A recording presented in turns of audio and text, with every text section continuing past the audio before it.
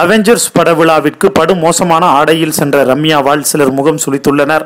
தொலைக்காட்சி நிகழ்ச்சிகள் மற்றும் சினிமா நிகழ்ச்சிகளை தொகுத்து வழங்குவதில் புகழ்பெற்ற தொகுப்பாளினி ரம்யாவிற்கு ரசிகர்கள் மத்தியில் ஒரு இடம் உள்ளது.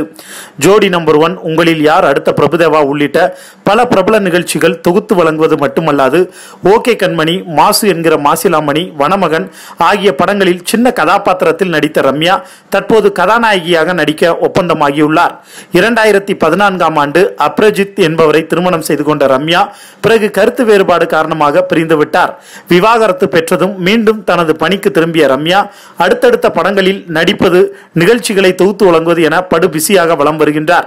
சமூக வலைதளத்தில் எப்போதும் ஆக்டிவாக இருக்கும் ரம்யா அடிக்கடி தனது கவர்ச்சி புகைப்படங்களை பதிவிடுவதை வழக்கமாக வைத்துள்ளார்.